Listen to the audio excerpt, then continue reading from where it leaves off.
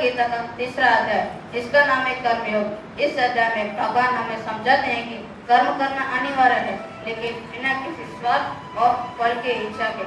जब अर्जुन भगवान श्री कृष्ण से पूछते हैं कि जब ज्ञान ही सर्वश्रेष्ठ है तो कर्म क्यों करे, तब भगवान श्री कृष्ण उसे समझाते हुए कहते हैं कि कोई भी व्यक्ति कर्म किए बिना नहीं रह सकता, क्योंकि इस व्यक्ति का मन और शरीर की प्रकृति ही कर्म करना है।